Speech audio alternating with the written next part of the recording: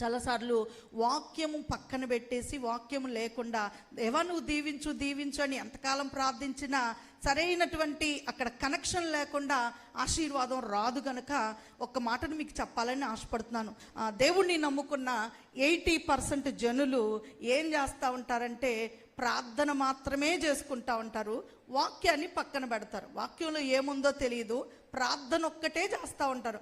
ఆ ప్రార్థన ఎలా చేస్తారంటే, ప్రభువా నన్ను కాపాడు, నన్ను దీవించు, నా పనిలో సహాయం చెయ్యి, నా పిల్లవాడు చదువులో దీవించు, ఇంకా మీ కోరికలు ఏవైతే ఉన్నాయో అన్నీ మన అంశాలు పెట్టి ప్రార్థిస్తూ ఉంటాం. ఎవరన్నా అడిగారనుకోండి, రోజు ప్రార్థిస్తున్నానండి, రోజు బాగా ప్రార్థన 3 పూటలు కదా 6 పూటలు చేస్తున్నానండి అనొచ్చు. దేవునికి ఇంపార్టెన్స్ లేని ప్రార్థనలు మనం ఎన్నిసార్లు పెట్టినా అది వ్యర్థమైపోతుంది. అయితే నేనేమంటానంటే, వాక్యానుసారమైన ప్రార్థన ఖచ్చితమైన జవాబునిస్తుంది. దేవునికి స్తోత్రం చెల్లిద్దామా?